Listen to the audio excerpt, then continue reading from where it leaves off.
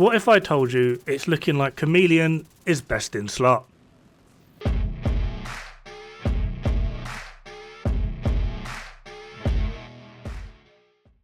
Now, this might be a little bit preemptive, and I've done a decent-ish amount of testing and math crunching and blah so far, and I've gone through the usual suspects that would normally be in the area of competing with this weapon, and none of them are standing a chance. So unless I'm missing something that's a bit more obscure, I'm pretty certain that Chameleon is the best in slot AR.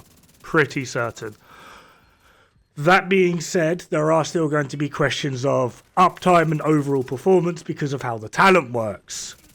Again though, that being said, I have given this build out to a few players today, live on streams, and they're all achieving 80% upwards in uptime with the talent. Some certain Australian has been completing missions with this damn build all day with 100% uptime on every damn thing that he's done. So it is more than achievable. It does take a little bit of practice to get used to, but yeah, Rise of Brutality, massive shout out to him, has been doing missions all day, live on stream with the build that I'll be showing in a second, and Chameleon with 100% uptime on the talent. So it is possible.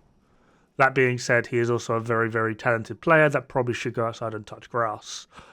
But then also, like I said, other players have been getting 80%-ish uptime.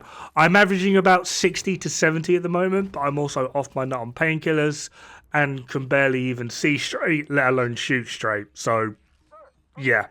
Just to show what this can do at the top end, this is a clip from Rise of Brutality. Absolutely rocking this build. This is Lincoln Memorial, one of the missions that he kept 100% uptime throughout in, as well as DUA, and I believe Federal Emergency Bunker was another one.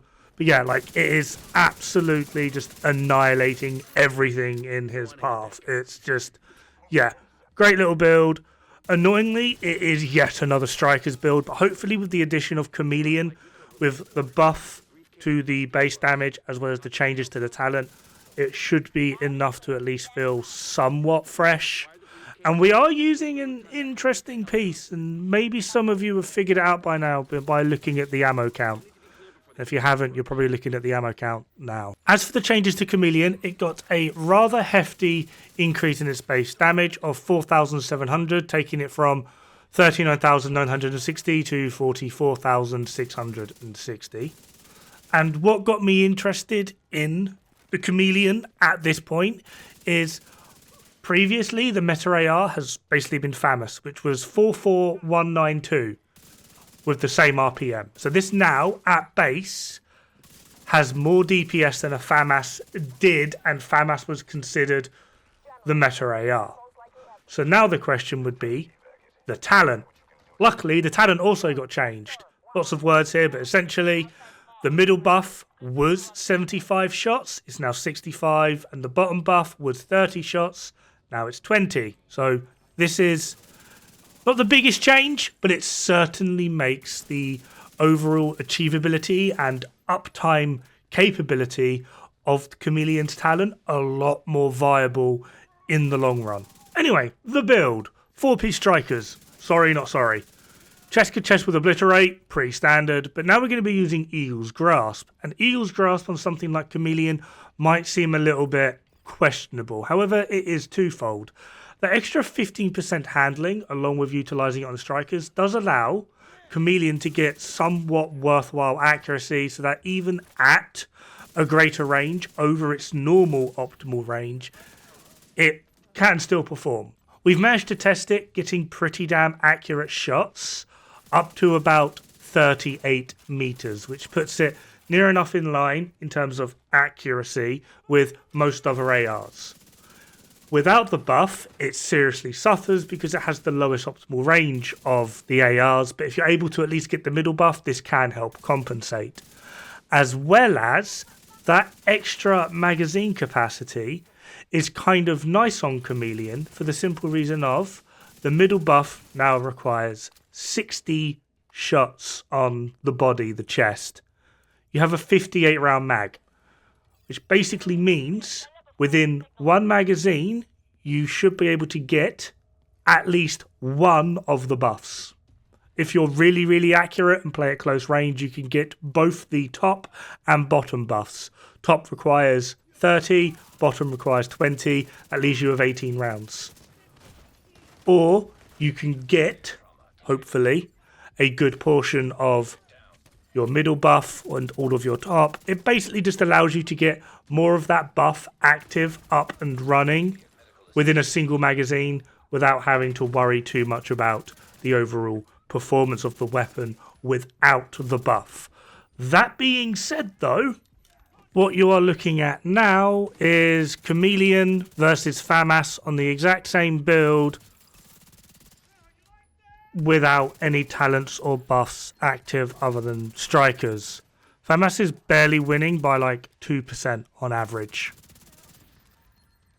Yeah, so it's not so much of a worry anymore. Chameleon, without its talent, can still pull its own weight. And then here, I've separated the Chameleon talent for top and middle. And then below that is a Dod-Foamath with Killer active. Yeah, the middle buff is actually ridiculously strong. The top buff is middle, and obviously the bottom arguably is the weakest. However, Dod-Foamath just can't keep up at all in this regard whatsoever.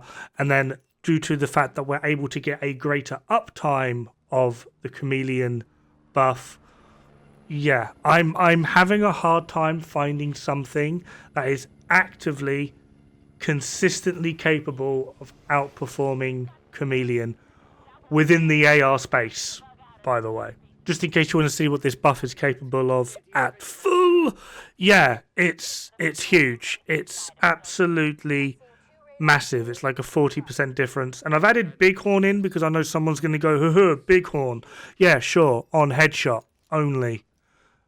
You need, in order for Bighorn to compete with Chameleon, you need like an 80% headshot accuracy. You can miss like 6 bullets. Everything else has to hit the head. Good luck with that. And just in case someone wants to mention Strager, I don't have it yet. I should have reached out to IKEA beforehand. I was just so excited to do this video, however. Depending on how Strager stacks, I don't know whether its individual amps multiply with each other, but if they just add to each other, you need 7 stacks at all times for it to even be remotely competitive to Chameleon. 7 stacks at all times. And that's just assuming that they add together. If they don't, you need 5. Because then it'll be 0.15 times 0.15 times 0.15. You'll need 5 stacks. So, yeah, Chameleon is a little bit silly. Right, on to why I'm suggesting Eagle's Grasp over something like Coyotes. Yes, Coyotes will be more damaging. However, Coyotes also kind of takes away from Chameleon. One, it takes away that range game. Surprisingly, that 15% handling that you get from Eagle's Grasp is really, really useful. As well as those extra rounds in the mag can be pretty damn handy in a pinch. With Coyote's Mask, at maximum buff, you will hit more. The problem is, in order to maximize both Chameleon and Coyote's Mask, you have to outright build for critical hit damage. By this, I mean that with nothing else active, your crit chance will be 45%. You want to play a bit more at range to optimize Coyote's Mask for either the long or mid buff, giving you either 60% crit chance or 55% crit chance. And you're going to play at those ranges, mid and long, to build up your stacks on Chameleon. Once you have those stacks on Chameleon, that's when you rush forward, utilizing a fully stacked Chameleon and the close Coyotes buff to fully optimize your play. Now, it seems weird that this build will now be heavily dictating how you play, but if you don't do it this way, you just have so much in terms of wasted stats that in the long run, the Eagles grasp and ends up outperforming Coyotes, if that makes any sense, just because there's less wasted stats overall. To put it simply, Eagles grasp just makes managing Chameleon just a lot easier. Now, I am going to be hesitant to say that Chameleon is like best in slot or meta or whatever for two simple reasons. One, I'm a bit out of practice and I'm on a lot of painkillers. Two, I have not tested everything within like the AR spectrum. Obviously, when testing these things, we need to keep them on as close an identical build as possible, just so that it's fair across the board. So there are going to be certain builds that potentially could outperform this at a certain range or within X scenario, etc., etc. Simply just because, one, Chameleon, even with this build, it's a lot better with its range game. It feels a lot more comfortable. It feels a lot more viable. Even when you don't have the buff, it's not like Chameleon just disappears into the ether. It still has its own capability. Chameleon is a lot better. But there are still going to be builds and weapons that, when Chameleon does start to fall short, can pick up that slack. So I am hesitant to say it's going to be the best in slot AR completely. However, from what I have tested so far, the number crunching I've done for like general casual play, I mean, I can't even say nothing's beating it. Nothing is coming close at all. So yeah, get your chameleons out. Have fun. Good luck. Don't die. It's bad for the health.